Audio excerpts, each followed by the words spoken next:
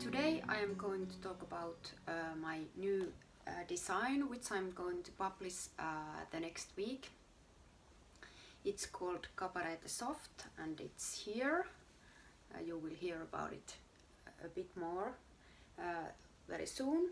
And then I'm going to talk about a little bit my mystery knitalong, which is happening right now. And then after that I am going to talk about a little bit about my knitting tutorials, a series that I started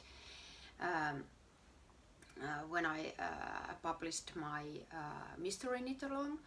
I thought that I should make some tutorials to those knitters who are not so familiar with all techniques that I've used in my mystery knitalong shawl, because the mystery knitalong was really popular. It was a huge success for me, so I thought that I should make some videos so I wouldn't it would be easier for you to knit and for me to give you advice if you need some help with knitting. Okay, here is a little edited piece that I decided to put here because after watching the video and after making the finished video, I realized that I completely missed from the. I forgot to say in this English video that about the mystery knitalong. I was really thrilled and happy that the pattern was downloaded thousands of times from Ravelry. It was free for the first 24 hours, so there was plenty of downloads. But then I got panicked because I thought that if everybody were going to participate in the knitalong and they wouldn't know how to read my pattern and I wouldn't have any tutorials, or how would I find time to help everyone if they would need some pattern support. So I was kind of panicking, and I'm really happy now that my friend Kati, she have been test knitting for me plenty of times, and I know her from our another hobby. We are both dancing, so she volunteered to help me with moderating in my Ravelry group, so I'm really happy. It's kind of weight lifted from my shoulders, so I think I'm able to manage this mystery knitalong with so many participants, which I'm really happy that there are so many. But anyway, I was first panicking that what if people can't read my pattern and I don't have time to give pattern support, or they don't understand something in my pattern. So I decided to make some tutorial videos to help me with that problem and to help you with problems that you might have with the pattern. So this was kind of an outburst that I did in my Finnish videos, so I'm editing it in the English video also, but I will tell you more about those tutorials in this video next. I get some questions about some techniques quite on regular basis, so I'm thinking of making videos of those, but you could also suggest if you have any ideas what kind of tutorials you would like to see. Anyway, and after that I am also going to talk about a little bit my future knitting plans. I have some new designs which I'm thinking about, so I will talk about them at last. So let's begin with this my new design. I will first tell you a little bit about the idea to this design, how I came up this idea, and then I'm going to talk about a little bit about process of making this design, and about the name of the sweater, and then I'm going to talk about the details in this design. Okay, I'm going to wear it, so you will see me wearing it. The name Cabarete Soft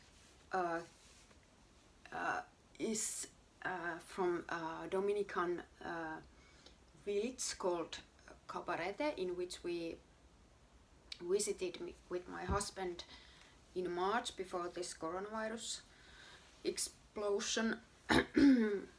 So don't mind about this color block here.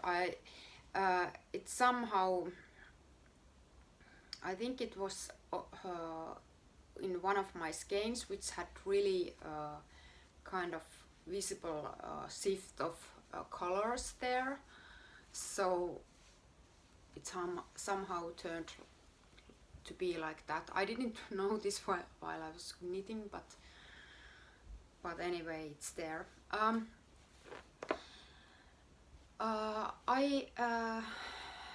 The idea for this sweater came when I was looking through my stash, and I had some lonely skeins in it. I had this gray. This is Madelinetosh tosh sport in colorway tern.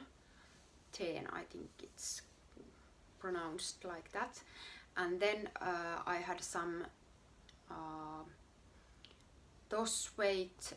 No, sorry, fingering weight tosh light, Madelinetosh tosh light yarn, which I combined with Fyberspates Lace yarn. I don't have the label now with me. It's downstairs. Just a minute, I will get it. Okay, I'm back. So I made this yellow fingering weight yarn to sport weight when I held it together with this Fyberspates Scrumtious Lace, which is silk merino blend. So it turned out to be just the same gauge than in this sport weight tern. And the the white color is also tosh sport, but I can't remember the name of the color, but I have it. I will put it down below, or you can go to the Ravelry pattern page when I release this pattern, so it can be found from there. So anyway, I was going through my stash and realized that I have some lonely skeins that would need some projects. So I was thinking that I have some 2 skeins left of this 2.5, I think was there. This tosh sport, grey tosh sport yarn, and then I had almost 1 skein of this tosh light in Candlewick colorway, and then I had this. No, I went to Lankakauppa Snurre to get this, to combine it with this yellow colorway. So and then I had really small portion of this white yarn left. So I needed to get invent some kind of pattern that would go with that would use all the yarn that I had left with those colorways. So then I decided. Then I was kind of drawing things, and I was doing some pattern research in like wallpapers and some scrap paper designs or something like that, and I find quite similar pattern than this, but then I started to sketch it myself, and I could also show you my sketch because it's pretty rough, and you will see how I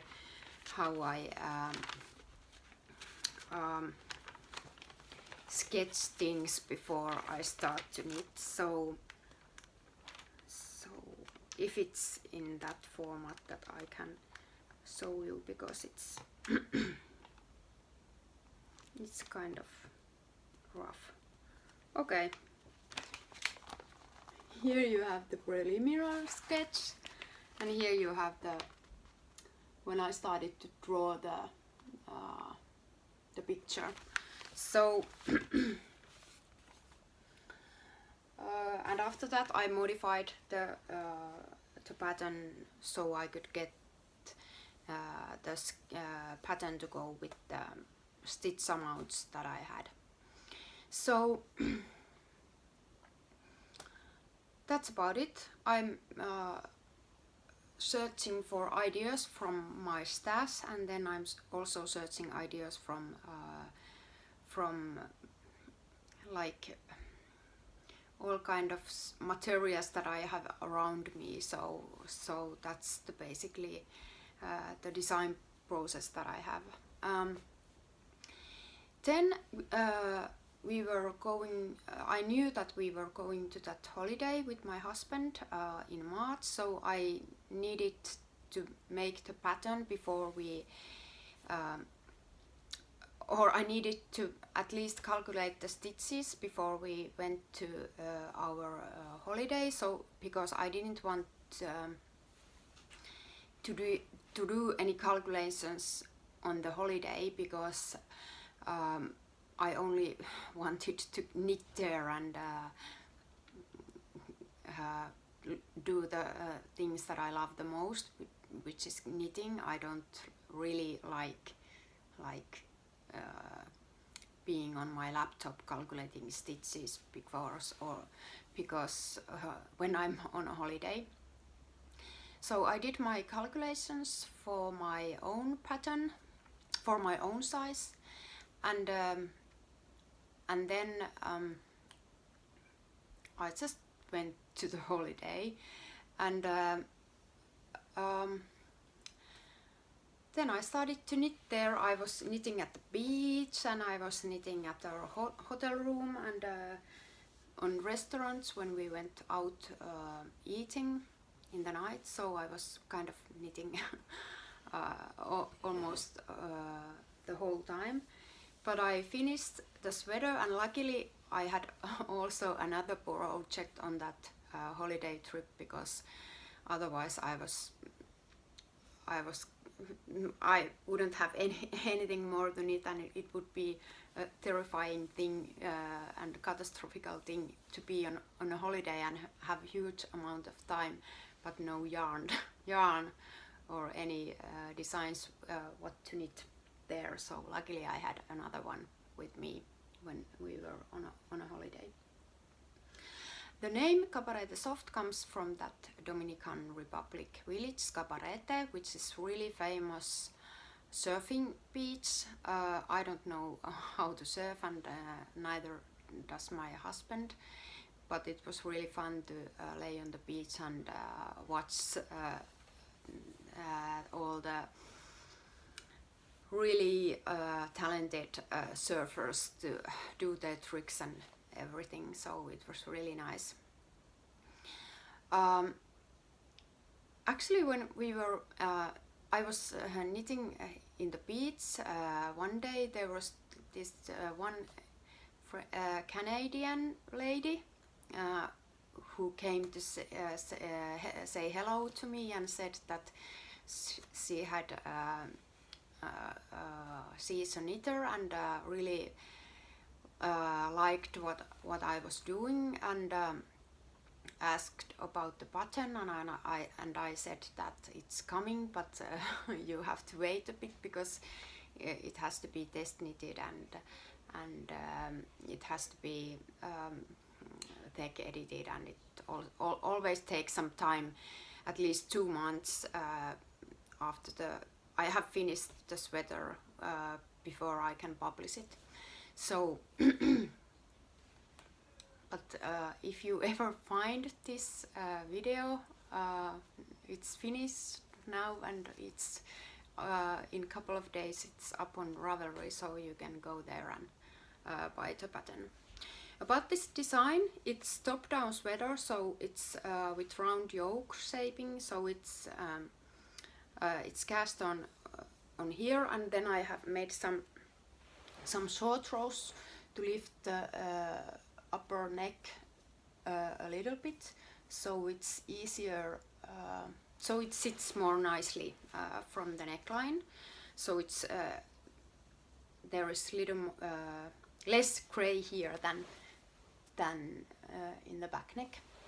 And then there is this pattern in which I switched the colors to the other color, and then they are switched back to the gray after the bust line. So there is approximately 4 inches or 10 centimeters here before it's gray again. And I have seen one test knitter who made really nice shift of the colors here. So I think she had the one color here, and then she switched this, if I remember it right, I think she switched this white color, which wasn't white with her sweater, to this color here. So she was thinking when she was doing this color work here, she used this color as replacement of the white color. So it was really nice modification for this design. Then I don't have any shaping on the body, but I have shaping on the sleeves. So, and the sleeve shaping is a bit different in each size because I had to make it apply with the color work, so that there is this color work goes with each size. So the sleeve shaping is bit different in each size. What else? I really like the fit. It's perfect, at least for me, and I've seen that test knitters like their fit too. I don't remember if I graded this to 5XL, but I think I did. So there is really a large scale of sizes in this design, and because it's round yoke, it's really can be modified to make the what is this measurement in English? It's, I lost my words. The yoke depth, which is also in this design, the depth of the arm. Yes, arm depth, I think, because this is upper arm circumference, so this is arm depth. So it's easily can be modified because you don't have to make that much length here if you don't want to make that much length. So I really like this, and I'm probably going to wear it a lot because it's now we have already took photographs of it, and I, after we have photoshooted the designs, I can always wear them by myself too. So I don't have the courage to wear them before photo shoot because I'm afraid that I will mess something up or drop food into my designs or something like that. So now I'm happy that I can wear it. Okay, that's about it about that design. Then I promised to tell you a little about the mystery knitalong, which is going as we speak. Yes, I published the first clue last Friday, and it was really small clue.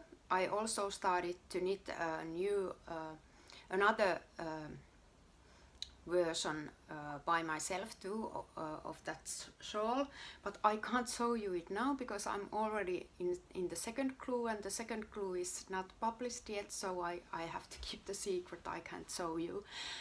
But anyway, I was making some tutorials for the shawl because I thought that first of all it was so popular that it was because I put it on for free for the first 24 hours, so it was downloaded thousands of times, and if I should give you I would have to give pattern support for many people. It would be, I wouldn't have time for that because it would be impossible, so that's why I decided that I would make some knitting tutorials. And of course, if you are not that familiar with all those techniques, I decided also that it would help with following the clues, and also it would be more fun if you would like to follow the knitting the mystery shawl from and the clue tips from YouTube. But I haven't done the clue tips with the same yarn that I've used in the mystery shawl, because in some tutorials I decided that I want to use a bulgur or larger bulgur yarn for the tutorial, because it's easier to see with the bulgur yarn what I'm doing in the videos. So that's about it. At least the first and the second clue is done with the bulgur yarn, but then I'm now doing the for the third clue I'm doing the tutorial with my second shawl version, so you will see the tutorial with the same yarns that I'm using for the third clue. But anyway, if you have some ideas for the tutorials that you would like to see, I'm really happy to show you. I'm already thinking that I should do some tutorials on increasing, at least in my colorwork designs, because it has it's been a bit of there has been some discussion with my test knitters group on some increases, and at the moment I'm also thinking how to write those increases in my charts that I use in my patterns, but because there are different ideas and different solutions to draw the charts for the increases. In this design there are no increases during the colorwork, so all the increases are done when there is only plain stockinette stitch.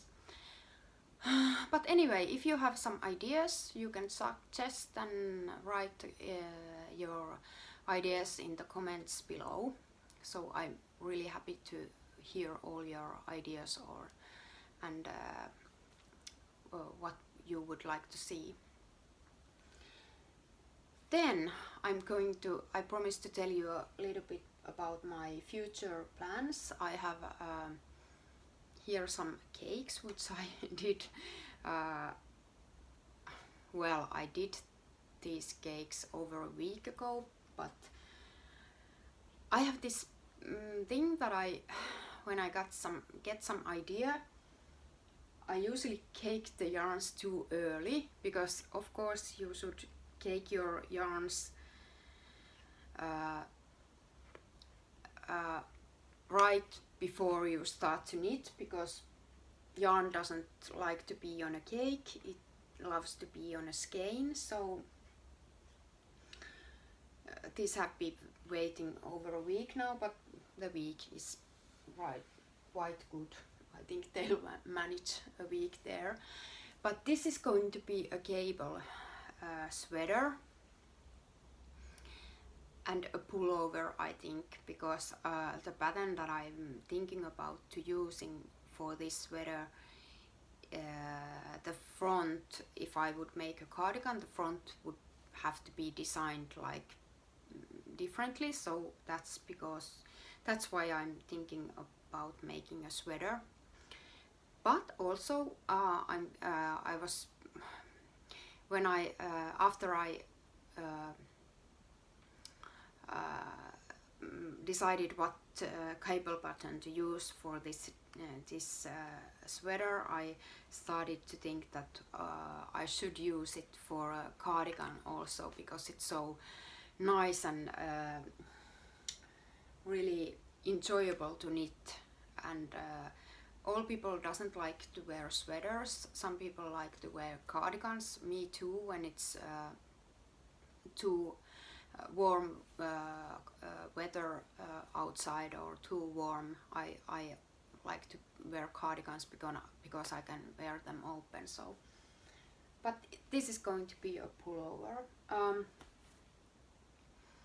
Then I have some colorwork, one colorwork pattern that I'm going to make for fall. I have also yarns, but I'm still thinking about the contrasting color.